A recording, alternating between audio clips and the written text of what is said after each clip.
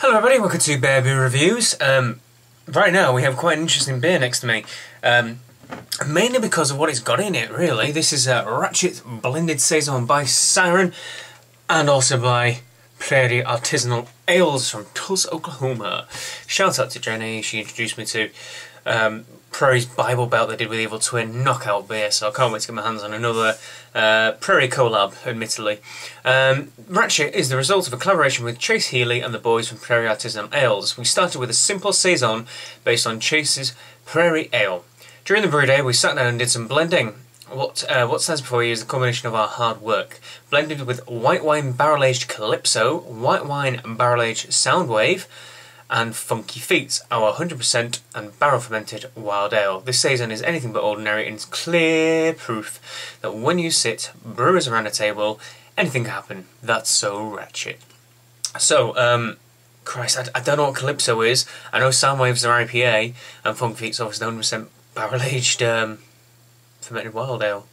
So this is just a crazy, crazy beer. Everything that physically could be put into, blending into it's been blended into it.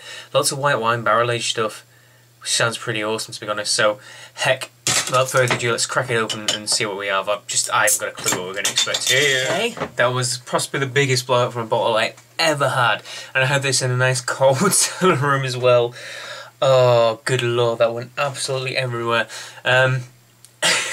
Literally, can you see how much has gone from the bowl? It was all the way up here, and the level of the beer is somewhere around there at the moment. The rest is fizz, so I've lost half a bottle. It just shot everywhere, that did. God, that was crazy. Right, pour out a bit more. Yeah, don't spend a lot of money on these bottles because these things just blow up. That's really annoying. Hey, whatever, get on with it, I guess. So we have a hazy, peachy coloured little ale here.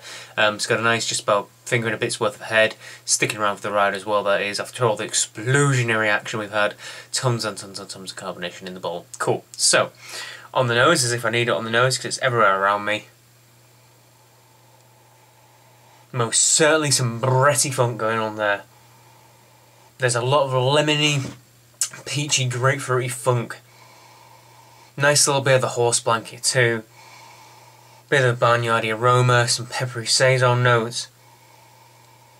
I want to say some white wine and oak too. It's certainly a complex nose. I'll give you that. It was certainly complex. Whether or not you can pick out everything that's been blended in, I'm not entirely sure. I'd have to have separate ones of each to really be able to tell you that. But it's certainly pungent. It's quite complex. There's many different things in there, many different kind of facets that I'm sure we can pick out if we really delve into it. But hey ho, there's only one way to try it out really, so cheers everyone, let's have a try.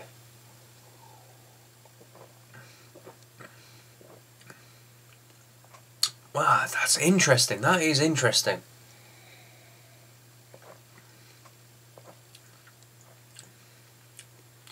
Gosh, how to describe it? What an interesting flavour. Okay, there is a lot of funk in there. There's a lot of like Bretty, musty farmhouse notes, but instead of getting that tart, lemon, dry tang, you get a much more rich and sweet and complex. It's almost like instead of that lemon tartness, you're getting like an orange citrus sweetness, but with a Brett funk, which is totally unusual.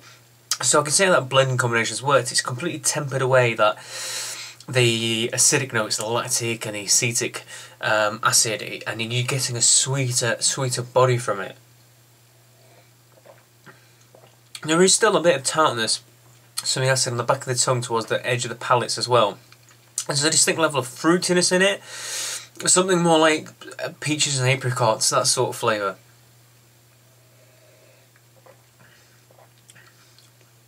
And like I said, it's complex. There's a vinous note at the back end of it too.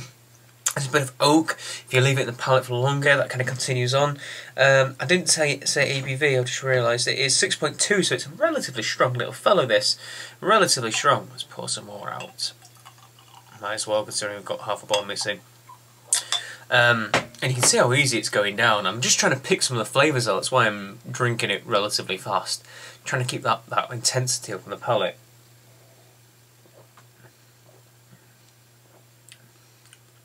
Unsurprisingly, there's a ton of carbonation. It's fizzy as anything, and that certainly helps because it is quite light in body. I'm assuming some of that secondary carbonation which has happened and has made it blow everywhere. It's eaten away some of the sweetness that might have been remaining. Who knows? And there's also quite distinct bitterness.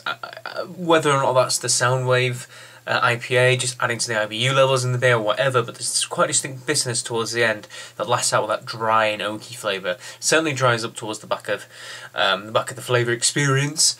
And you know, it's really interesting. It's a complex beer. It's, you know, it's unabashedly complex. I like me sour beers. I like me tart. Pardon me, lots of carbonation. Tart and funky beers. It's damned interesting. It really is damned interesting. I just wish it hadn't exploded everywhere because that's half a bottle gone missing. That's a real shame. And like I said, it's been settled properly in a nice, cool environment. Secondary carbon fermentation in the glass, in the bottle, has been it's just a stupid amount. Really frustrating that. It's gone all over some work as well, which is even worse because I'll have to reprint everything. But hey ho, that's life. Damn good beer. Willing to look past its fault in that respect. In terms of rating, let's give it a good. I'm going to give it a 9 out of 10. Actually, I really enjoy this. I love the complexity around it. I love the flavours in there. It's intense. It's pungent in every respect. I just think perhaps it's a little bit too sweet. I like him a bit drier and a bit funkier when it comes to that. I know it's a saison, it's not technically a full-blown sour beer. It just straddles the border quite well between a saison and a... well, saisons can be funky and breathy sometimes as well, but it straddles the line between the kind of less intense farmhouse yeast and the Brett and Pedio and Lacto farmhouse blends.